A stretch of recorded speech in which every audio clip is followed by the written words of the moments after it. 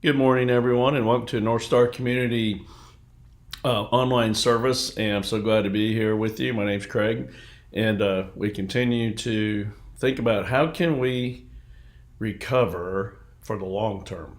And so what we've been doing over the past, well, I guess 2 months now, it's hard to believe, we've been looking at various subjects that are important to us to get to discover our purpose. Because one of the things I realized a long time ago was that we just it's hard to recover when all we're doing is surviving.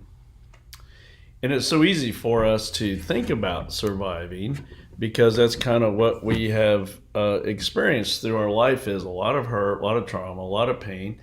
Some of it that we've created, some of it that we have not created, that we've been victims to. But either way, we've created lots of problems. So what we did, we started out talking about hope. And hope isn't just something that happens to us. Hope is, you got to practice it. You got to believe in it. So we also talked about paradigms. Do we have a paradigm of surviving, getting by, a wounded self paradigm? Or do we have a core self, true self paradigm that talks about us being important enough to feel loved and to feel like we're worthy, and thus we make better decisions? So that's we've been talking about our paradigm some, and so then we've been talking about purpose. And as we talk about purpose, I really think it's something that's so important to us, and we've spent a little bit of time on this for a reason, is because we need to figure out ways to get past surviving and actually have meaning and love in our lives. I mean, I know for some of you that just seems like foreign language. It seems threatening. It seems frightening. But for some of the others listening to this, maybe you have gone down a path a little ways. Maybe you're starting to catch glimpses of, wait a minute, maybe I can have a rich, full, meaningful life. Maybe I don't have to remain so negative and denial and anger, resentment, and all those things that just keeps me from experiencing love and meaning in my life. And we've talked about gratitude, of course, that gratitude is one of the major components of recovery. I know it sounds simple, and I know for some of you want me to give you a 12, like where things went, a 12-step solution to this, but the fact is, I see it as awareness. Once you become aware of what you're doing, how you're being destructive to yourself, and then we talk about things you can do to help you get better. It's a process. It's a process. It's a process. It doesn't happen overnight. It took you a long time to get where you are. It's going to take some time to get you out of there. But the fact is you can recover. It's worth it. There's pain in it.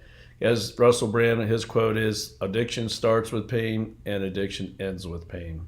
And so as you hear, none of us out here want to stub our toe over and over to get better, but sometimes we have to do that. So what I've been talking about is that we need to figure out ways to find our purpose. And what I've seen as we've talked about this last couple months is that for a lot of people, you can have purpose because you're so busy surviving. But maybe if we started to develop purpose, maybe we wouldn't be surviving so much. And it's a, kind of a catch-22 there. But at least let's entertain the thought that if I had purpose, maybe it would help me quit surviving. Well, at the same time, I got to figure out that I don't need to survive all the time. But anyway, so I'm going to read Luke 4. This is Jesus. He's just come back from 40-day temptation where he was out, no food, trying to give him all sorts of incentives to not be a good guy, basically, not be our Messiah. And of course, Jesus turns him down because he knows, because Jesus has purpose. And that's what I'm going to read to you. So he comes back, he goes to on the Sabbath, he goes to the meeting place in Nazareth, and he reads Isaiah's quote. He says, unrolling the scroll, he found a place where it was written, God's Spirit is on me. He's chosen me to preach the message of good news to the poor, sent me to announce pardon to prisoners and recovery of sight to the blind, to set the burdened and the battered free, to announce this is God's time to shine. He then rolled up the scroll, handed it back to the assistant, and sat down. Every eye in the place was on him, intent. Then he started in. You've just heard Scripture make history. It came true just now in this place. So I think we can say that Jesus definitely understood his purpose, and it helped him to endure so much that was going to come at him. I'm going to read Paul. This is 2 Corinthians 11. The reason I'm reading this to you is Paul's describing his life since he's become a Christian, and it hasn't been easy. It's been very difficult. Now, certainly he's had a lot of rewards in it, but at the same time, he's had a huge amount of things to overcome. And I think it illustrates to us why if you have purpose, you can have resilience. Purpose means you have meaning and you have love. I think that also means then you can have resilience to help you through the hard times. Like we talk about a lot in here, the problem with so many of us is we have a fourth grade view of Christianity, and unfortunately we got a lot of people out there teaching prosperity Christianity, and it just isn't true. And the other thing that's so important for us to understand, we live in this earth. It's a fallen earth. It's tough. There's bad stuff goes on. There's good stuff too. The point is we're not removed from all that, and I think if we were removed from all the pain, the misery, we wouldn't be very good people eventually. So God uses pain to make us better. I know, I wish there's other ways, but that's the only way I see it. So anyway, Paul's talking about all of his trials. So the 2 Corinthians 11th chapter. I've worked much harder, been jailed more often, beaten up more times than I can count, and at death's door time after time. I've been flogged 5 times, with the Jews 39 lashes, beaten by Roman rods 3 times, pummeled with rocks once. I've been shipwrecked 3 times and immersed in the open sea for a night and a day. In hard traveling year in and year out, I've had to ford rivers, fend off robbers, struggle with friends, struggle with foes. I've been at risk in the city, at risk in the country, endangered by desert sun and sea storm, and betrayed by those I thought were my brothers. I've known drudgery and hard labor, many a long and lonely night without sleep, many a missed meal, blasted by the cold, naked weather. So then in 2 Corinthians 12, Paul talks about his handicap, which again, we don't seem to know what it was, but that he didn't like it. But as you read, he understands it. So because of the extravagance of those revelations, and so I wouldn't get a big head, I was given the gift of a handicap to keep me in constant touch with my limitations. Satan's angel did his best to get me down, and what he in fact did was push me to my knees. No danger then of walking around high and mighty. At first, I didn't think of it as a gift and begged God to remove it. 3 times I did that, and then he told me, my grace is enough. It's all you need. My strength comes into its own in your weakness.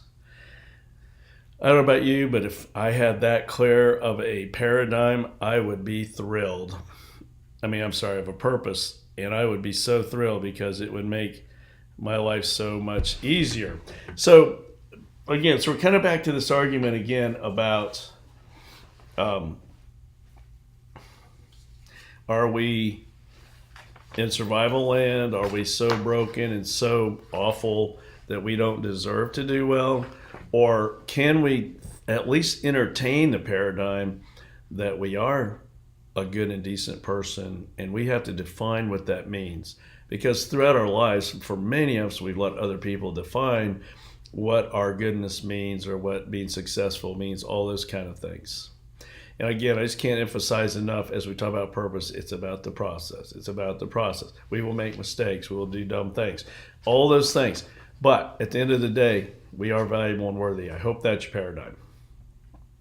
So let's talk about false beliefs about our core selves. So I use some of this is from Dr. Margaret Paul, who I really like, so this is a list she created. So our core shame beliefs, this is what she puts down in her list. I am basically bad. I am intrinsically, basically, inherently, essentially wrong, defective, flawed. I am intrinsically unworthy. I am not good enough. I am intrinsically inadequate. I am intrinsically unlovable. I don't count. I don't matter. I am unimportant. I am in the way, a bother, too much trouble, a burden. Wow. I bet a lot of us recognize this list, though, don't we? It's so easy for us to internalize the shame we have in our lives. And again, as we talk about a lot of people in addiction who've become addicted, carry huge burdens of past trauma in their life and past abandonment. We were told we were not okay. We were told if it wasn't for us, we'd be better. All those things. But the fact is, we are adults. We are in charge. It's time for us to recover and to start to think about the things that we want that would mean, what does having a rich, full, meaningful life have for you? What would be a life with meaning and love in it? Sounds pretty good, doesn't it? But it has risks in it. So none of that list defines your worth or lovability, right? So here's some stuff she wrote down about just some thinking we do about ourselves and our core shame. I'm too tall. I'm too short. I'm too skinny. I'm too fat. I'm ugly. I'm too aggressive. I'm not smart enough. I'm stupid. I'm too intense. I'm weird. I'm scattered. I make mistakes. I have physical defects. I cry too easily. I'm not perfect. I'm not very talkative. I don't think quickly enough.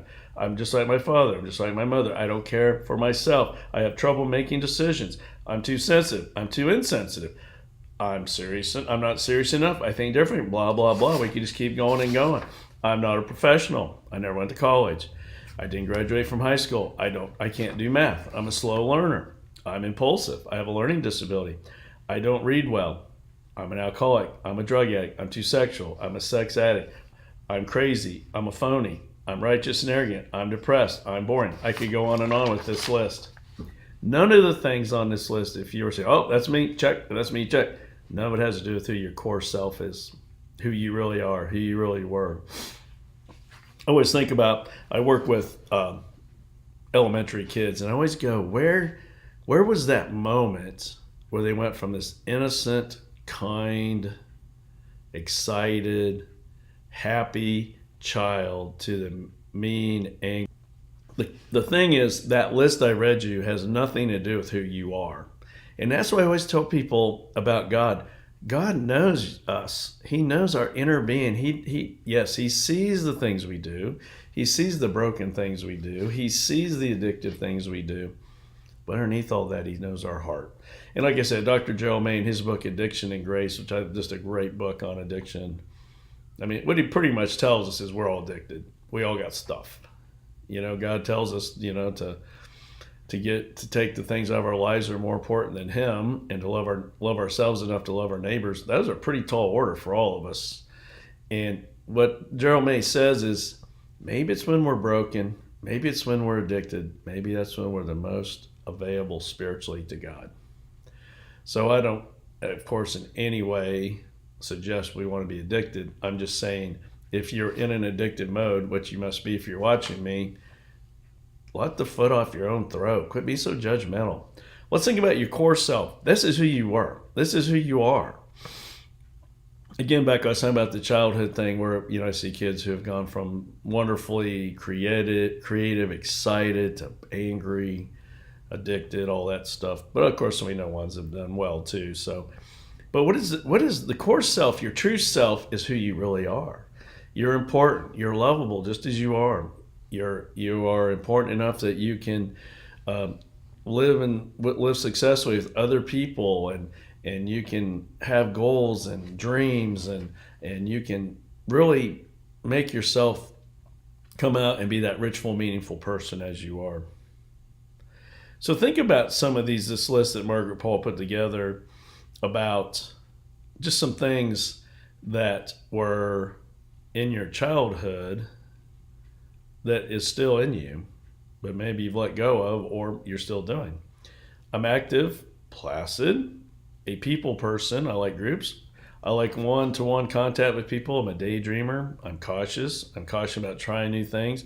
I'm spontaneous. I'm reserved. I'm outgoing. I'm left-brained. I'm analytical. Think linearly. Nope, I'm right-brained. I'm creative. Think holistically. I learn through reading and seeing. I learn through hearing. I learn through doing. I learn through movement. I think in pictures. I think in words. I'm lighthearted. I'm serious, witty, practical, down to earth, neat, organized, messy, disorganized, smart in a street sense, smart in an intellectual sense, smart in a creative sense, smart in the sense of intuitive wisdom, smart in understanding, smart in physical body sense, smart in terms of understanding relationships, smart in the emotional feeling sense, feeling funny. I have a good sense of humor, determined, tenacious, easygoing. I could go on and on here. Good stuff, huh? Hopefully, that as you hear something, you think, well, maybe some of that's me. But oh boy, we make it tough on ourselves, don't we? And we let other people define so much about who we are. And that's what makes it so difficult. So I want to read one last list to you, and this is talents. Because this is where we judge ourselves so harshly. And I will tell you, I use myself as an example. Prior to getting in recovery, I really didn't like myself very much. And I saw myself as so flawed and so imperfect, and made me feel inadequate, set myself up for failure, set myself up for codependent relationships, all those kind of things. I certainly still struggle with these things, but I will tell you, I really do value the talents that I was given more now. I'm much more comfortable with it, and I hope that you can become more comfortable with it too. So here's just some of them that Margaret Paul lists. Sports, coordinated, athletic, mechanical, can make or fix things. You have a green thumb. I like to do clothing, cooking, creative cuisine. I'm good at crafting, furniture design and making, jewelry design, interior design, playing one or more musical instruments, singing, songwriting, dancing, choreography, writing music, composing, acting, directing, production, screenwriting, drawing, painting, graphic design. Those are all kind of your artistic side. How about landscape design, architecture, writing, fiction or poetry? You're good at science, creative research. You like to invent things. You're innovative. You have innovative ideas. You're good with computers, fixing and creating computer stuff. Maybe you're good at creating software, or maybe you're just good at using software. You're good at public speaking. You're good at teaching. You have psychological insight. You're psychic. You're good at networking. You're good at humor. You're good at healing. You're good at eye-hand coordination. You're good at social interaction. You're good at hosting, leadership, organizing things.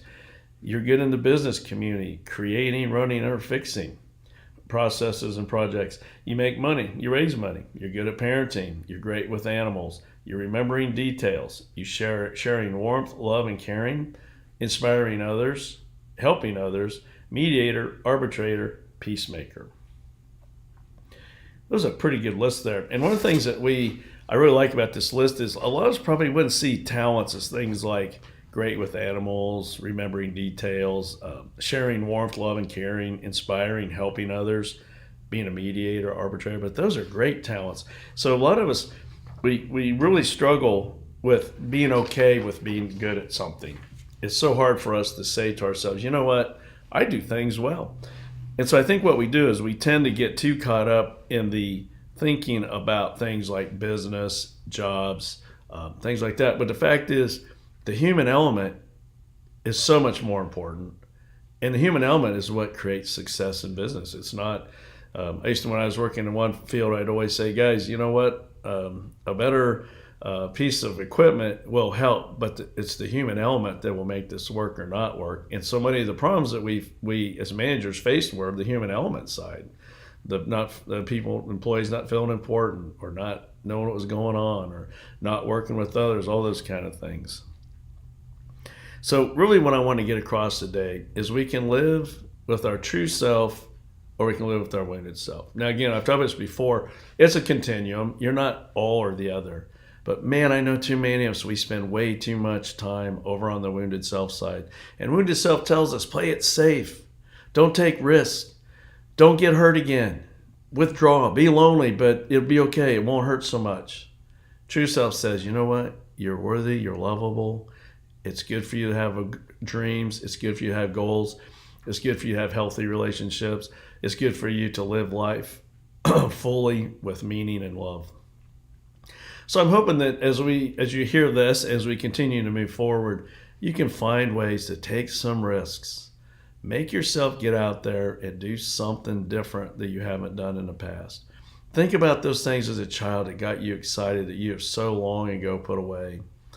Think of the things that you love to do but you've put away because of your anger and resentment, or because you have such harsh judgment on yourself that you can't withstand the thought of not being perfect at something.